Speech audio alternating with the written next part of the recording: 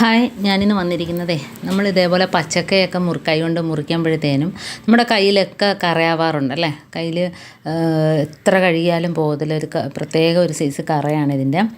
അപ്പം നമ്മൾ കയ്യിൽ കുറച്ച് വെളിച്ചെണ്ണ ഇതേപോലെ പുരട്ടിയതിന് ശേഷം, ഏതെണ്ണയാലും കുഴപ്പമില്ല, കയ്യിൽ പുരട്ടിയതിന് ശേഷം നമ്മൾ ഇതേപോലെ തൊലി മുറിക്കുകയാണെങ്കിലും ഒട്ടും കയ്യിൽ കറ പറ്റത്തില്ല. പിന്നെ നമ്മൾ മുറിച്ചിട്ട് അരിഞ്ഞിടുമ്പോഴും നമ്മൾ ചൂടുവെള്ളത്തിനകത്ത് അരിഞ്ഞിടുക കേട്ടോ.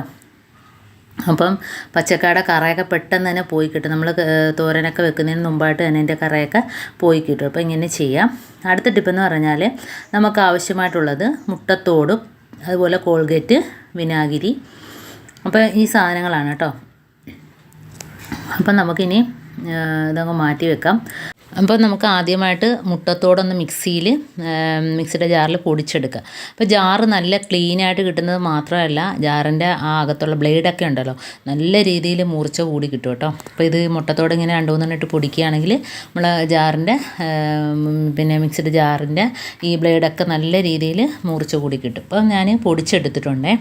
ഇനി നമുക്ക് ഇതിനകത്ത് തട്ടിയിടാം.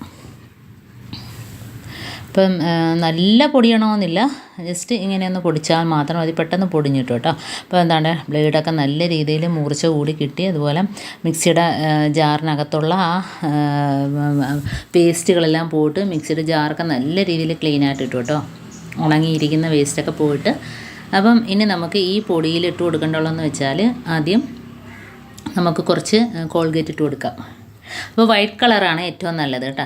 കോൾഗേറ്റ് എടുക്കുമ്പോൾ വൈറ്റ് കളർ തന്നെ എടുക്കുക.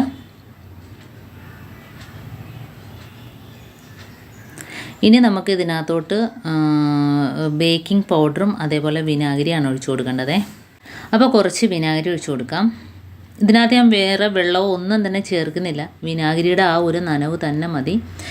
അപ്പോൾ നമുക്ക് ഇത് വെച്ചിട്ട് തന്നെ നമുക്ക് പാത്രങ്ങളാണേലും വാഷ് ബേസിനാണേലും സിങ്കാണേലും അതേപോലെ ബാത്റൂമിൻ്റെ ഓൾ ടൈലും ഫ്ലോർ ടൈലും എല്ലാം സൂപ്പറായിട്ട് നമുക്ക് ക്ലീൻ ചെയ്യാം. അപ്പോൾ ഞാൻ കുറച്ച് ബേക്കിംഗ് പൗഡർ ഇട്ട് കൊടുത്തിട്ടുണ്ട്.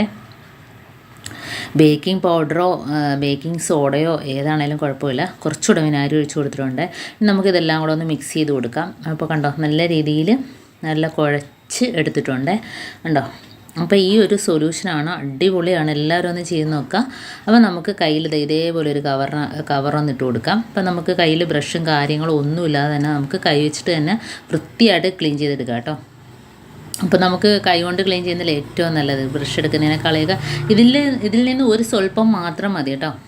ഇതിപ്പോൾ ഞാൻ ആദ്യം നമ്മുടെ ബാത്റൂമിൻ്റെ ടൈലാണേ ക്ലീൻ ആക്കുന്നത്. ഇപ്പോൾ നല്ല രീതിയിൽ ഇതുകൊണ്ട് കരിമ്പനൊക്കെ അടിച്ചിരിക്കുന്നുണ്ടേ. ഇപ്പം നമ്മളിത് തുടമ്പം തന്നെ പെട്ടെന്ന് തന്നെ അതൊക്കെ പോയി കിട്ടും ഉണ്ടോ. ആദ്യം ഒന്ന് ടൈലൊന്ന് നനച്ചിട്ട് തേച്ച് കൊടുക്കുക. അപ്പം വളരെ എളുപ്പത്തിൽ തന്നെ അതുകൊണ്ട് അതിൻ്റെ ടാപ്പ് കാര്യങ്ങളെല്ലാം നമ്മുടെ ബാത്റൂമിനകത്ത് ബക്കറ്റ് ഉണ്ടെങ്കിൽ അത് എല്ലാം ഈ ഒരു സാധനം വെച്ചിട്ട് തന്നെ, പ്രത്യേകിച്ച് സോപ്പൊക്കെ ചേർക്കുമ്പം കയ്യിലൊക്കെ തൊടുന്നവർക്കൊക്കെ അലർജിയൊക്കെ ഉള്ളവർക്ക് ഇത് നല്ലതാണ്. പ്രത്യേകിച്ച് മുട്ടത്തോട് നല്ല രീതിയിൽ ക്ലീനായിട്ട് കിട്ടും. ഇപ്പോൾ ഞാൻ എന്തുകൊണ്ട് കുട്ടികളൊക്കെ മതിലൊക്കെ വരച്ചിട്ടുണ്ടെങ്കിൽ ഇതെല്ലാം ഒന്ന് മായ്ച്ച് കളയാം, വളരെ ഈസിയാണേ. കണ്ടോ, ഇങ്ങനെ തേക്കുമ്പം തന്നെ പെട്ടെന്ന് ഒന്ന് തൊട്ടാൽ മതി, പേനയുടെയൊക്കെ അതുകൊണ്ട് ഇങ്ങനെ ആക്കുമ്പം തന്നെ പോവും. അതിന് ശേഷം നമുക്ക് നനഞ്ഞ ഒരു തുണിയിട്ട് തുടച്ചെടുത്താൽ മാത്രം മതി. മതിലിനകത്തുള്ള അഴുക്കും അതേപോലെ കുട്ടികളൊക്കെ ഇതേപോലെ വരച്ചിട്ടുണ്ടെങ്കിലൊക്കെ പെട്ടെന്ന് ക്ലീനായിട്ട് കിട്ടും. ഇനിയിപ്പോൾ ഞാൻ തുടച്ച് കാണിച്ചു തരാവേ. നനഞ്ഞൊരു തുണി വെച്ചിട്ട് പെട്ടെന്ന് തുടച്ച് മാറ്റിയാൽ മാത്രം മതി. അപ്പം വളരെ നിസ്സാരമായ സാധനങ്ങൾ വെച്ചിട്ട് നമുക്ക് ചെയ്യാൻ പറ്റുന്ന അടിപൊളി ഒരു സൊല്യൂഷൻ തന്നെയാണിത്. കണ്ടോ ഉരച്ച്. ഇനി ഞാനൊന്ന് തുടച്ചെടുക്കാവേ. ഇപ്പോൾ ഉരച്ച ഭാഗം മാത്രമാണ് കാണിക്കുന്നത്. ഇനിയിപ്പം ഒരു ടവൽ നനച്ചിട്ട് തുടച്ചെടുക്കുമ്പോഴത്തേന് നോക്കണം ആ വ്യത്യാസം. അപ്പോൾ കണ്ടോ, പഴയ ഒരു തുണി വെച്ചിട്ട് തുടച്ചെടുക്കുക. നല്ല രീതിയിൽ പെട്ടെന്ന് തന്നെ പോയി കിട്ടിയിട്ടുണ്ട് കേട്ടോ. കുറച്ച് ഭാഗം മാത്രമാണ് ഞാൻ കാണിച്ചത്. ഇതുപോലെ നമുക്ക് നമ്മുടെ ഭിത്തിയെല്ലാം ഇതേപോലെ ചെയ്യാം. അതേപോലെ നമ്മുടെ ബക്കറ്റുകളൊക്കെ ഇഴുക്കലൊക്കെ പിടിച്ചിട്ട് ഇരിക്കുകയാണെങ്കിൽ ഇത് വെച്ചിട്ട് ഇത് വളരെ നിസ്സാരമായിട്ട് തന്നെ ഒന്നിട്ട് കൊടുത്താൽ മാത്രം മതി. ഉരയ്ക്കേണ്ട ഒരു ആവശ്യമില്ല. ഇതിപ്പോൾ ഞാൻ ഇതേപോലെ ഒന്ന് കറക്കി എടുത്തിട്ടേ ഉള്ളൂ കണ്ടോ. പെട്ടെന്ന് തന്നെ ക്ലീനായിട്ട് കിട്ടിയിട്ടുണ്ട്. കാണാനകത്ത് ചേർത്തിരിക്കുന്നത് ബേക്കിംഗ് പൗഡർ, അതേപോലെ തന്നെ വിനാഗിരി, കോൾഗേറ്റ്, മുട്ടത്തോട് എല്ലാം സൂപ്പറാണ്. അപ്പം നമ്മൾ വെറുതെ കളയുന്ന സാധനങ്ങൾ മാത്രം മതി. ഇതൊക്കെ നിസ്സാരമായ വിലയ്ക്ക് കിട്ടുന്ന സാധനങ്ങൾ മാത്രം വെച്ചിട്ട് നമുക്ക് ഇങ്ങനെയൊക്കെ ചെയ്യാനായിട്ട് പറ്റും. എല്ലാവരും ഒന്ന് ചെയ്ത് നോക്കുക.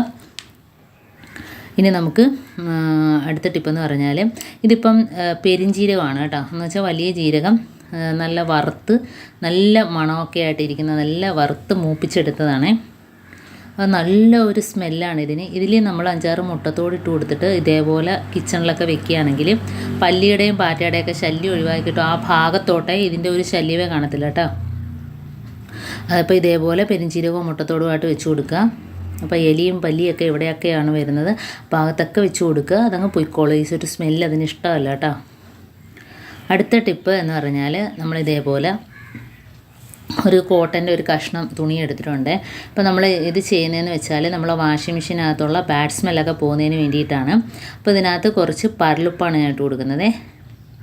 അപ്പോൾ ഈ പരലുപ്പിനകത്ത് നമുക്ക് ഇട്ട് കൊടുക്കേണ്ടതെന്ന് വെച്ചാൽ നമ്മുടെ കംഫോർട്ടാണ്. നല്ലൊരു മണമായിരിക്കും. പ്രത്യേകിച്ച് ഈ ഉപ്പ് ബാഡ് സ്മെല്ലൊക്കെ വലിച്ചെടുക്കും. അപ്പോൾ അതിനകത്ത് നമുക്ക് കുറച്ച് കംഫർട്ട് ഒഴിച്ച് കൊടുക്കുക. ഇനി നമുക്ക് ഇതൊരു കിഴി കെട്ടിയിട്ട് വാഷിംഗ് മെഷീനകത്തോട്ട് ഇട്ട് കൊടുക്കുക. കാരണം വാഷിംഗ് മെഷീൻ നമ്മൾ കഴുകിയിട്ടൊക്കെ അടച്ചിടുമ്പോഴത്തേനും ഒരു വല്ലാത്തൊരു സ്മെല്ലായിരിക്കും. അപ്പം ആ ഒരു സ്മെല്ല് കാണത്തില്ല. ഇതങ്ങോട്ട് ഇട്ട് കൊടുത്താൽ മതി. ഈ ഒരു കിഴി നമ്മൾ തുണിയൊക്കെ കഴിഞ്ഞതിന് ശേഷം അങ്ങോട്ട് ഇട്ട് കൊടുക്കുകയാണെങ്കിൽ എപ്പോൾ തുറന്നാലും നല്ലൊരു മണമായിരിക്കും. പിന്നെ നമ്മൾ അടച്ചിട്ട് എത്ര ദിവസം കഴിഞ്ഞാൽ അതിനകത്ത് പല്ലിയും പാറ്റ ഉറുമ്പൊക്കെ കൂട് വെക്കാറുണ്ട്. അപ്പോൾ അങ്ങനെയൊന്നും ചെയ്യില്ല. കാരണം ഈ ഒരു സ്മെല്ല് അതിനകത്ത് നിറഞ്ഞു നിൽക്കും കേട്ടോ. അപ്പോൾ നമുക്കിത് വാഷിംഗ് മെഷീനകത്തോട്ട് ഇട്ട് കൊടുത്തതിന് ശേഷം അടച്ചിട്ടേക്കാം. അപ്പോൾ എല്ലാവരും ചെയ്യുക. വളരെ നിസ്സാരമായ ചെറിയ ടിപ്പുകളാണ് ഞാൻ കാണിച്ചത്. അപ്പം വാഷിംഗ് മെഷീനകത്ത് നല്ലൊരു മണമായിരിക്കും. അപ്പോൾ ഇന്നത്തെ ഈ കാണിച്ച ടിപ്സിൽ ഏതെങ്കിലും നിങ്ങൾക്ക് യൂസ്ഫുള്ളായിട്ട് തോന്നിയിട്ടുണ്ടെങ്കിൽ ഒന്ന് ലൈക്ക് ചെയ്യുക, കമൻറ്റ് ചെയ്യുക, സബ്സ്ക്രൈബ് ചെയ്യുക. അതേപോലെ ബെല്ലൈക്കൻ എനേബിൾ ചെയ്താൽ മാത്രമേ ഞാനിടുന്ന ഓരോ വീഡിയോസും നിങ്ങളുടെ മുമ്പിൽ എത്തുകയുള്ളൂ. അപ്പോൾ ഇനിയും അടിപൊളി വീഡിയോസുമായിട്ട് വീണ്ടും കാണാം. അതുവരേക്കും താങ്ക്സ് ഫോർ വാച്ചിങ്.